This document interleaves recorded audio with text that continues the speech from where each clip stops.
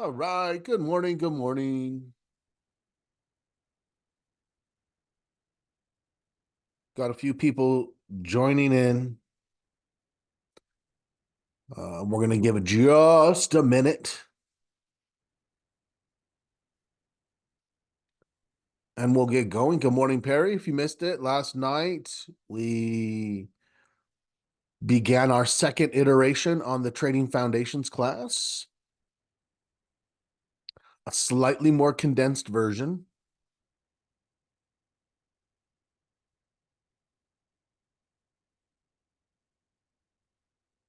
Yeah. Recording is out. So there'll be some differences to the last time.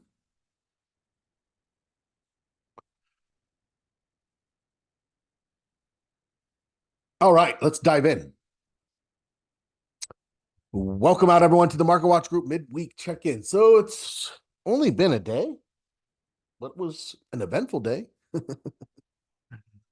yesterday. A little bit of selling pressure coming in the morning.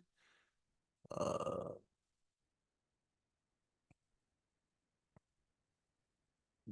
Buyers came back. Um, in fact, if you looked at the VIX really finished back down near where we said we wanted it to be to not. So hedging could have gone either way. I closed some of my time spreads that were due this week, which also eliminated some of my backside protection. Those gave me delta negative, which means that's what a put would be, right? Delta negative, something that makes money if the market goes down. So I ended up putting on a half of a hedge. Uh, I'm hoping I don't need it. I'm hoping to shut it down for a small loss if necessary. I would rather get bullish signals, but let's go look at what's going on, how we want to process it, and how we want to finish out this week. Let me know what you did. Are you still holding anything?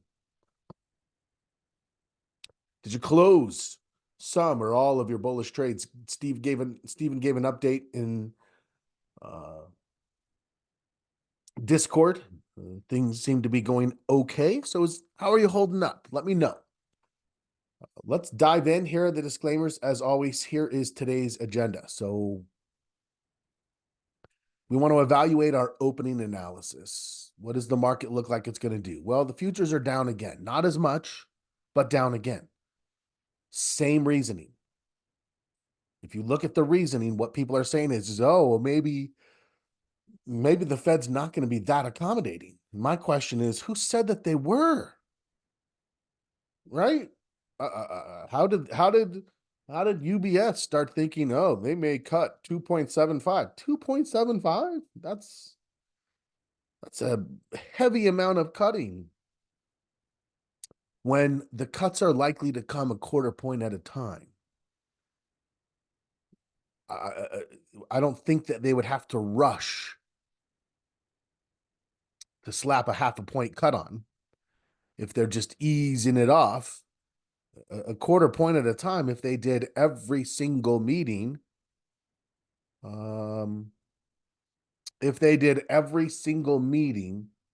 would be 2 points. They only meet 8 times a year. It would be 2 points. So to get to 2.75 means every time they cut it at least a quarter, 3 times they cut a half. And then we say, oh, it seems that the expectations for the Fed are overblown. Well, who overblew them? I came into the year thinking that they wouldn't even do it in the first quarter, but the consensus definitely is not with me. So, yes, Michael, good morning to you and great call out. I will resend the Discord link to with all the instructions. I'll do that today for the new year. I'll put it in a separate email to make sure that it stands out. But I will put out to get anyone who's not in Discord or hasn't signed up yet. I'll make it easy and I'll send that information out. Thank you for that. We'll look at the market posture to see if it looks like anything's going to change. Is 2 days of selling going to change our scoring? Well, we'll look at the volume, not for the trends. 2 days can't shake the trends. Volume, maybe. Right? Volume is one where we said, hey, one above average selling day could bring our volume back almost to neutral potentially. So yeah, we'll pay attention to that. We'll look at the VIX and see if that looks like it's holding up. Mindset for any open trades. You may still have a few bullish trades that are ongoing. Maybe a couple that you're finding yourself hoping they come back now. Yeah, we have to be careful when we're in that mindset, but I get it. We'll review the shopping list. The watch list looks great. That's the thing. These couple of days of consolidation aren't, not only are they not having me be like, oh, what's going on? I'm thinking, great, there's a bunch of setups coming my way. So yeah, let's look at that. Trading plan progress. We are working on section 1. We're starting at the beginning. In fact, I was thinking about it, and it works out perfectly because now that we've condensed the trading foundations course into 16 instead of 24, which is 2 months worth, so that we can have 2 months for the next round of options. Well, 2 months, that's all we need to get through the trading plan. Right? 8 weeks, 8 sections, perfect. Over the next 2 months, you have the ability to hit the foundations hard, hit the trading plan hard, really start the year with a trading plan that you can rely on, that you can feel more comfortable with. So, all right, let's get into it. Okay, so what's happening? So there you can see it. Oh, and they're accelerating a little bit now. There's some acceleration. Let me show you why I'm saying that. Although the VIX is still, even as it accelerates on the futures, we're still holding. We're still holding. But like I said, I put on a half a hedge, which is not much. I don't need much. I've most of the bullish trades. In fact, I think maybe everything bullish was closed. And so at this point, I'm waiting for the next round. Did anybody else end up putting on a hedge? This was a higher low. We came down and we turned, and it looks like it's moving again. If it breaks this 50, breaks this 14 level, we could get on a ride or for a little bit, but again, we are extremely low. Even now with a hint of escalation, we are still extremely low.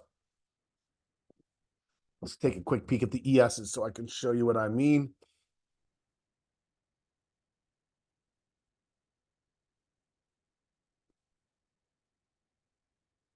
Oh, so a little tug of war right here where the buyers tried to come in,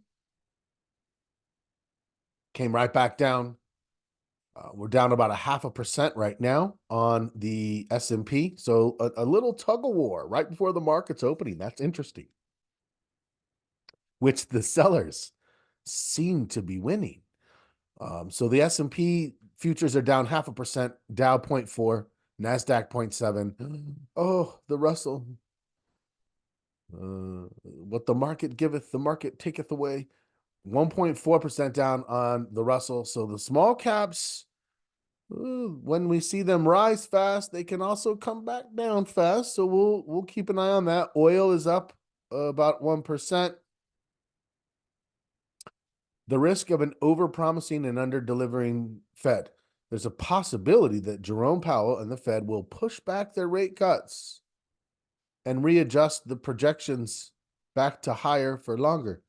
That doesn't sound like they're over-promising and under-delivering. That sounds like they're doing what they said they're gonna do the whole time, and that is, we reserve the right to change our opinion, which was such an interesting statement that they made. They literally made that statement, like, well, we do reserve the right. Of course you do. Like, what do? Are we supposed to think that you as the Fed would be like, you know what, this is what we think we're going to do, and now that we think that, even if we see evidence to the contrary, we're not gonna shift. We're not gonna shift. Of course they're gonna shift, right? Of course they're gonna shift, and that's what they're saying. Hey, things look pretty good. Jobs look good. We're going to see more jobs this week. We'll look at the economic calendar here in just a minute. Jobs look good. The employment situation looks good. GDP looks good. Wage growth is staying okay. Nothing phenomenal, but it's staying okay. Sales, manufacturing. I mean, everything that we look at by way of economic strength is in place. We are coming up on earnings season. So that might bring additional information, but we still have another week and a half or so. It's about the 12th that we see the financial companies that start to release their earnings, and then once Alcoa, which is the next week, that's about the 17th. That really kicks things into gear. Okay, let's look at the economic calendar. So, let's see. Did the job openings numbers come out? Oh, that's not till 10 a.m. We're at 8.7, expecting 8.8. So still very good. Still plenty of employers looking to fill spots. There are jobs to be had. Then we'll get to on Thursday, we'll get the ADP number. They last month got 103, expecting 130. 130 is still adding, right? Still adding. Jobless claims still in the low 200s. Then the Department of Labor data, they were at 199 last month, expecting 170 this month, which would have a slight tick up potentially on the unemployment. Anything under 4, though, come on, right? We're under 4%. And 170,000 is still adding jobs. If you remember way back when the Fed first started, when they hit us with 2.75 cuts in a row, 75 basis point cut, right? We had 2 in a row of those. Just kind of a little shock and awe campaign by the Fed. They thought we could end up seeing unemployment rise by 2%, which is equivalent to about 3 million jobs lost. Never happened. Never happened. That's what's really, for anyone who thinks, yeah, it's soft landing, we're not as concerned about the possibility of a recession. That's why, the employment situation. So yeah, I mean, everything looks fine here. So let's go back to what we were looking at, and that is this little tug of war that's about to open the market. Okay, so yesterday's volume, that's a big one for us. Nope, that's the ES. Let's go to the SPY. Yesterday's volume.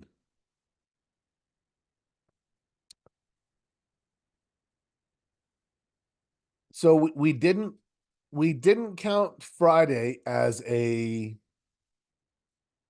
sell day with volume because it didn't drop enough.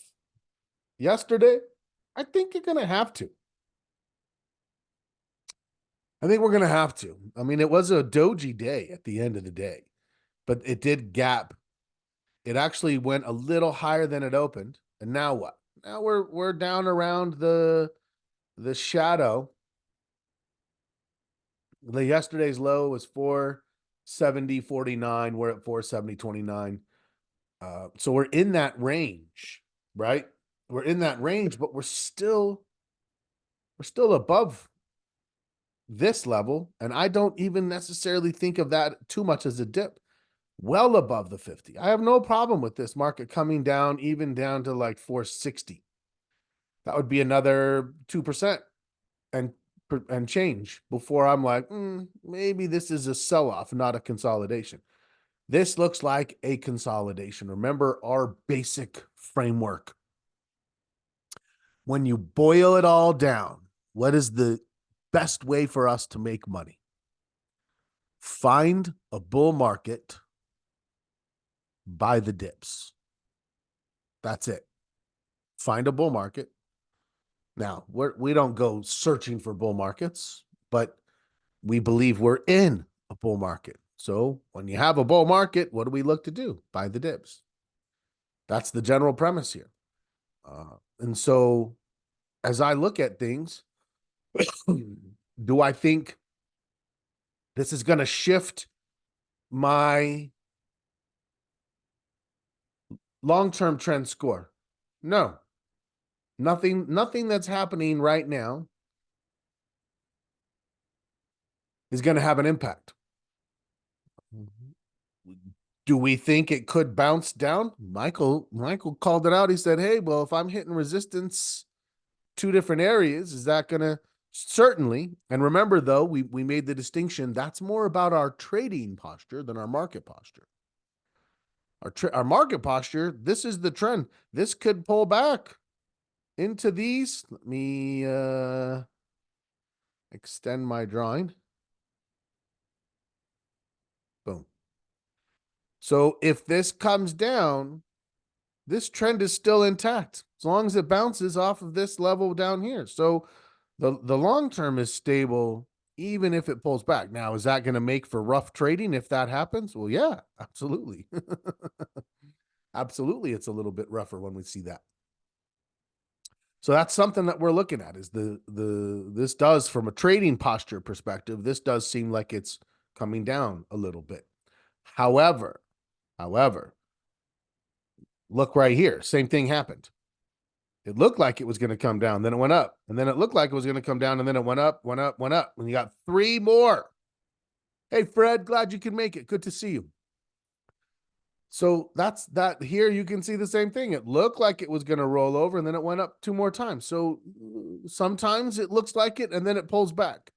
Sometimes it looks like it, and then it keeps marching forward. That's why when we see this on the long term, I'm not going to let it have too much impact. Certainly, I'm aware of it, though. Absolutely, I'm aware of it. Now we come here, and same thing. We're pulling back. We'll see. But did we already say that this could become our next trend?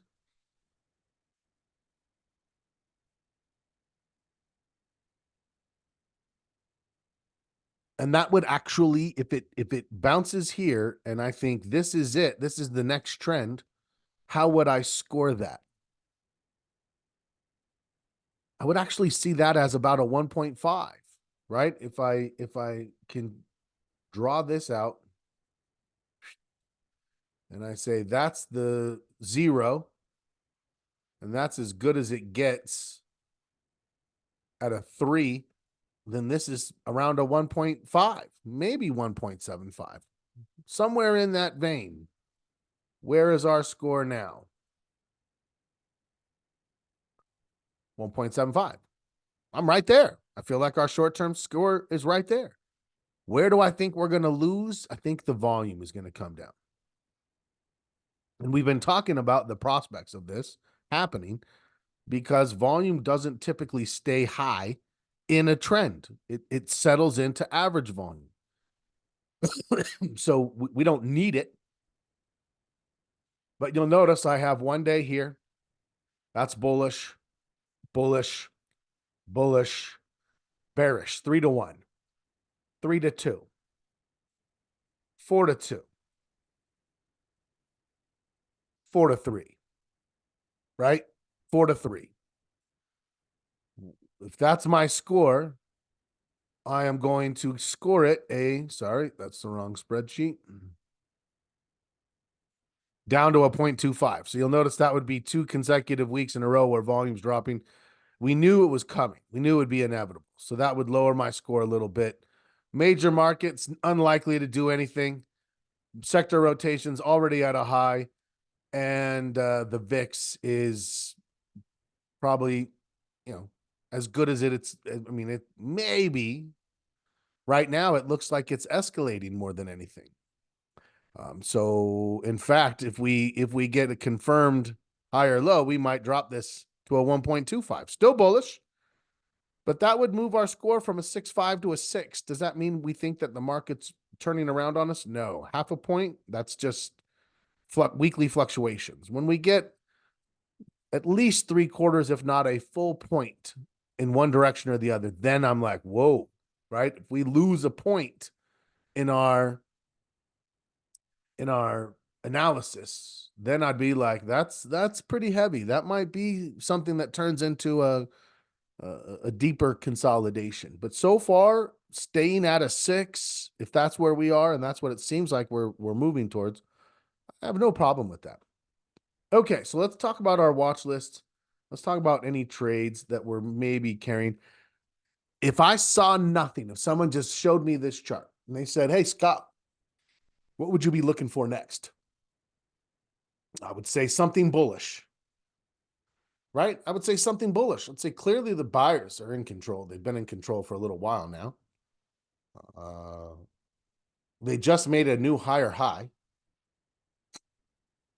last week. And then they are consolidating into what appears to be a higher low if it stabilizes here. We'll see what today brings. But as of right now, I'm looking at this as setting up. Let's get the watch list going here. Apple. So Apple was a heavy one. That with the gap down, there really wasn't much to do with that. So we'll see what happens there. Aflac. Look at Aflac. I'm not gonna. I actually sort of, and I declared it. I'm like, oh, you know what? I think I like the other things better. And I had been trading AIG a little bit more, but Aflac looks pretty good. Anyone in this one? I know quite a few of us have been trading between AIG and Aflac, but Aflac does look pretty strong right now. Oh, actually, AIG does too. I didn't take either one of those. Did anyone take those this time? They look quite good, actually, quite strong. AMD is in consolidation after making a new higher high. This to me, now I'm okay if it flirts with this area here. I don't want to see it come much below this, even though this is about a 1 day. This is kind of where it just consolidated almost sideways and then took off again. As long as it stays above the 50, if it pulls back, gives me a higher low above the 50, everything's intact. So I definitely have AMD on my short list for this week. And Intel. Those are the two chip stocks I like the best. I definitely look at chip stocks as existing in their own segment within technology. So I like to have 2, maybe 3 in that group that I can rely on. Amazon looks fantastic. Just made a new high, sort of paused, pulled back. You can see we're getting into an oversold position. We're above the 50. The sellers seem to be running out of steam. If you've been looking for something in consumer discretionary, this is a leader. I like this. Absolutely looking for it. AXP. Plenty of time before earnings on AXP. Just made a new high. Looks like it's consolidating down. Yeah, I want to take the next one. This looks fantastic, this trend. Boeing is not quite there yet. It's still pulling back, but look what we just had. This thing we watched it. It got overbought back here around 1114, and then it just kept going. That's at that time, it was at 208. By the time it got up here, it moved 25%. It got 60 points. The whole time, overbought. Just kept going. Now it's consolidating. Do I want to maybe take a run at it? Yeah, absolutely. I mean, even if it just gets back to this old high, that's 20-point move. I could certainly do something with that. So that's on the list. BK looks a little early, just like it's starting to come back a little bit. BLDR, I'm going to say it's still viable. I don't want it to do much more than maybe test into this gap a little bit. If it goes into that gap a little bit, I can live with it and still find it viable. That's in the industrials. So Boeing, BLDR, Caterpillar. We'll look at a couple of railroads, CSX, UNP, etc. BLK, still like it. Still looks good. Right? We're looking to see where the next support level comes in. Do I have time? Yes. This one is another one that's on the 12th, but I don't have much time. What would influence the giant spike in volume we saw back here? Yeah, that's interesting because you'll notice the 2 days before were like buy days, and then this was like give some back day, but not that much. That's a good question. Let me see if I can go back and see 10 days.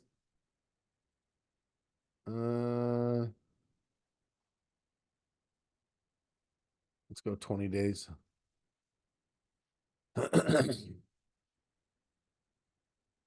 Yeah, it just kind of ran up, sold off a little bit. I don't think there's much there. Nothing that concerns me with this going forward. Still looks bullish.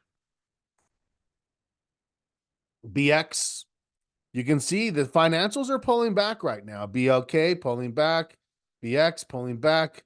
City actually looks quite strong, but not buyable. It's still just sitting up here. Caterpillar, industrials, pulling back. COF, it's holding up. COP, we talked about this one. This is looking viable for a bullish trade. If nothing else, I'd be able to put a tight stop underneath it and see if this tries to make a run back up to 125, 127. Yeah, I'm thinking about this one for sure. Costco trying to stabilize. Costco looks like it's setting up. I'm not here to force trades. I'm not gonna take them if they're not ready yet. I will anticipate something, that's for sure. I have no problem with anticipatory trades in this market right now, but not all of them, right? I need to let the market stabilize. Ooh, Copart. I don't know.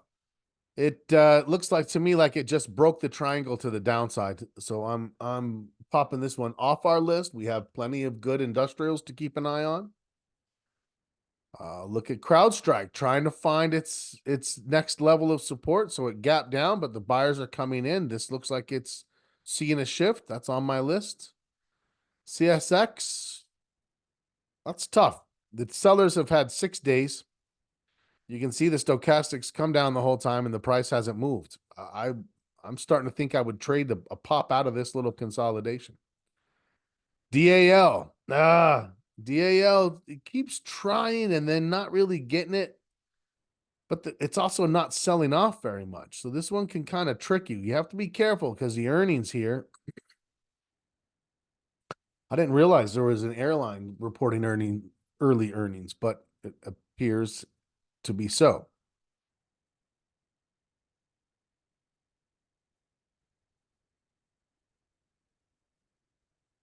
What else?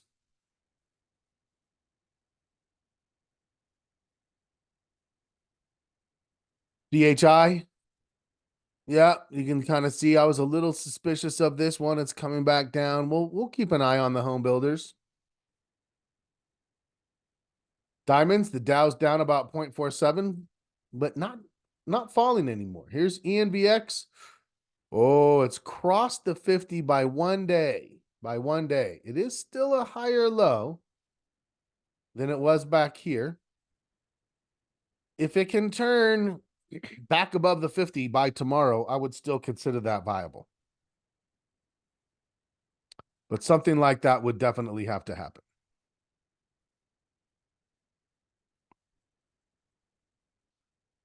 Fastenal, still like it. Still like it. That's industrials. So I feel like right now, where are we seeing signals? We're seeing signals in financials. We're seeing signals in industrials. We're seeing signals in technology. Let's see Google. Google's already, look at Google looking fantastic. Google is looking fantastic. So communication services. So at this point, it does feel like we had some misalignment where we had different sectors were looking bullish at different times. It seems like the market's moving into an alignment right now, to me. So we have communication services. There's Google.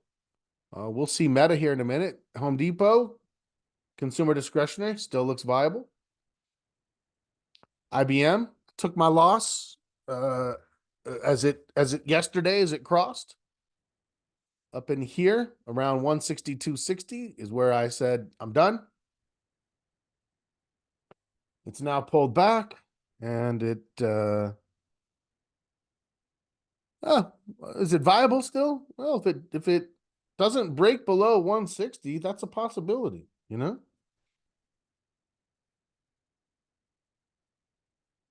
Okay. Let's keep looking. What else?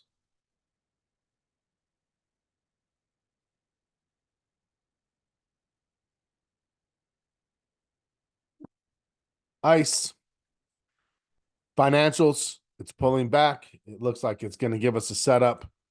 Intel pulling back, starting to stabilize. Looks like it's going to give us a setup.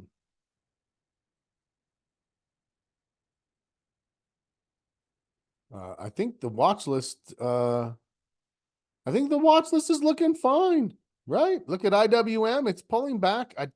I would be okay with it entering this gappage area. Some people kind of freak out a little bit around that gapping, but I'm okay with that as long as the trend is staying higher. It does seem like we would be in a pretty okay spot. Catching the bottoms. Yeah, I'd like to see this hold. I'd like to see it hold, and I'd like to see the small caps continue to run. That was a good run with IBM. I agree. JP Morgan possibly starting its pullback. KKR fell apart. Nothing there. Meta getting ready for the next trade. Meta looks good. Microsoft is all of a sudden holding up. We'd love to see, Microsoft giving us a little bit of help in regard to the technicals or the technology. Absolutely. Okay, let's keep looking. Netflix looks like it could be getting ready. Also, communication services, NVIDIA. I love NVIDIA, but it's lost a little bit of its shine. I feel like it's lost a little bit of its shine for sure.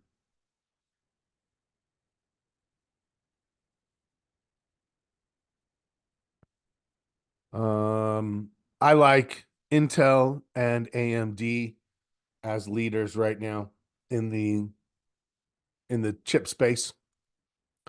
Picard Industrials looks fantastic. PNC looks good. We've got a lot of things here. The cues look like it's just setting up. So if you've cleaned up old bulls that weren't working and you've unencumbered yourself, then yeah, we have plenty of things that are looking viable. Steven says, I'm waiting for Intel to show an entry. I agree. A lot of these are showing setups. What we're waiting for now are triggers. Oh, look at that big sell off on RCL yesterday. Maybe RCL settles into a viable place. Rivian had a bit of a sell off. I don't know. See, those to me are a little too much. I'm not like, oh, it's right at its 50 now. I'm like, oh, I don't know. It fell all the way back to its 50. So let's keep looking. Roku, I don't like Roku. I'm gonna get actually Rivian and Roku. Rivian was new. I'm gonna get rid of it. Roku, I'm not liking it. You can see we're doing some cleanup. Shopify, that's a no, right? Shopify fell apart. If it shows up again, great. It shows up again. SMCI, still holding up. Snap, still holding up. Here's the SPY. How's our opening range? Flat. Flat. If we can break the opening range to the upside, I think we could make a run up towards 472, 472 and a half.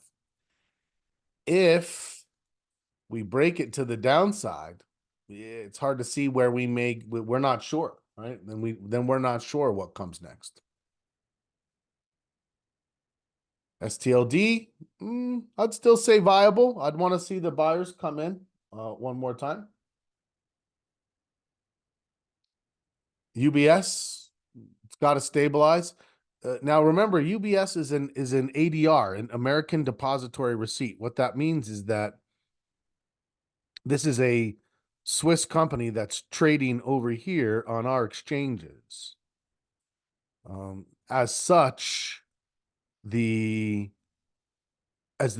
price moves from one exchange and time zone to another, it does create more gaps. So I'm not as worried about that, but I am thinking about, okay, is this going to stabilize? Definitely financials have pulled back a little bit. Here's UNP.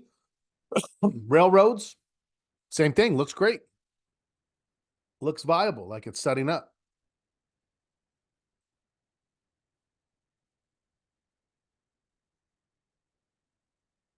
Here's the VIX today.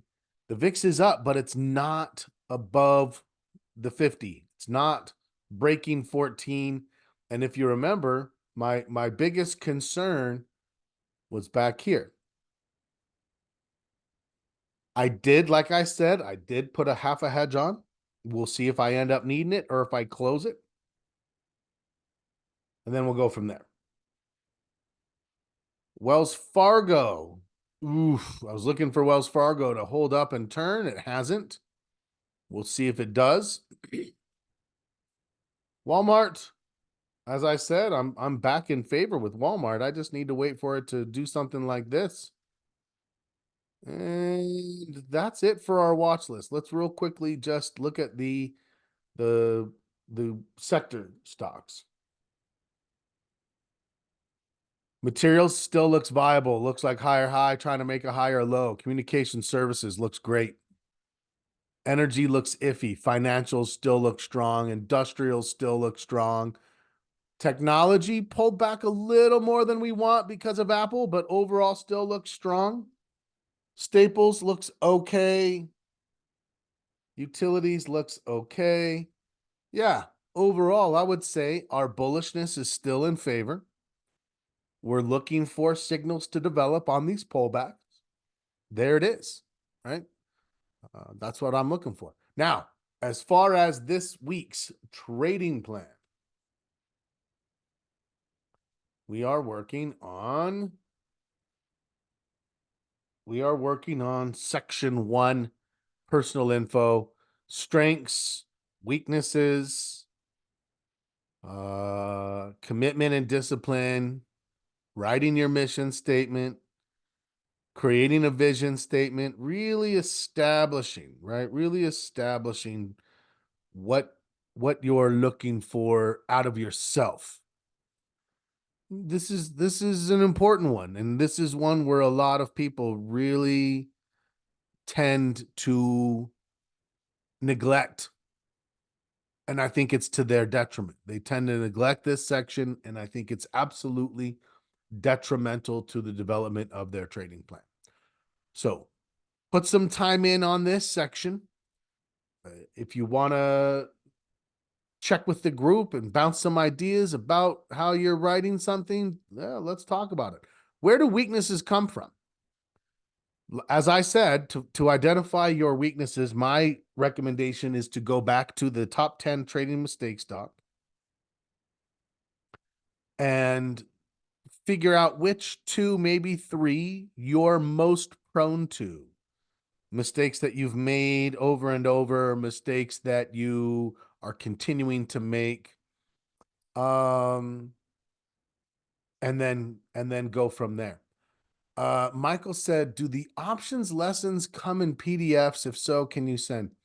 So the options, I could turn those, I could create PDFs from the slides. If you guys want those, I could do that. I'm very, very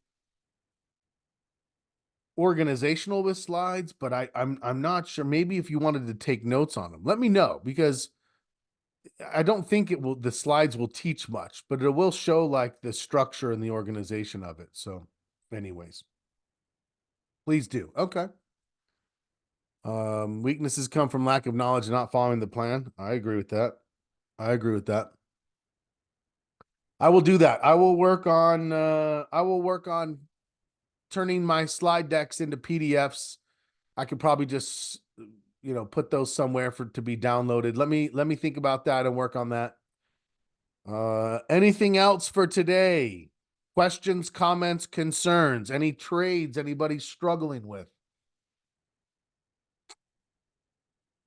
Sandra says weaknesses can be seen as room for improvement. Can and should, right? Can and should.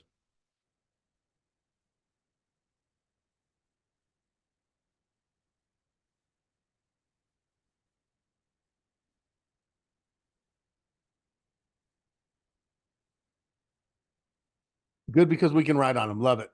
Love it. Love it. Experimenting with broken butterflies. Yes, I love broken wing butterflies. Very much. Very much. Okay. Our schedule for the rest of the week. We will have the next Trading Foundations. Do I have Windows 2024? I don't believe I do. Is that out? I'll have to take a look. Is it beneficial? I'm always a little nervous. I like to give it a year when they release a new one before I go in, because I feel like they have a lot of bugs. If you start using it, let me know. I'd be curious. So, all right. Well, tomorrow night, 8:30 p.m., we're on the next round of Trading Foundations.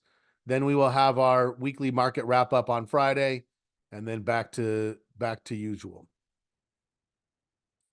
There is a company selling what version? I don't even know what version I'm on. 11? What's the most recent version? I'll have to look. I'll have to look. Windows 12 is the new one to come out. Okay. Yeah, I'm on 10 or 11 is maybe where I'm at. I think I'm on 11. I think I'm on 11. All right. Well, listen, everybody. You can see, like we said yesterday, I don't think there's any reason for us to be panicked here. This is what we want to see in order to set up new trades. We do need to see it stabilize, of course. That's why we're waiting for triggers. But yeah, there you go. All right. Well, thanks everyone for hanging out. I appreciate that you came out this morning. I look forward to seeing you tomorrow night. I look forward to seeing you tomorrow morning in Discord. Yeah, those of you who are not there, the email will come out today to make sure that you have access to that. So let's make sure we're meeting there and using that as a resource this year. And as always, my friends, happy trading.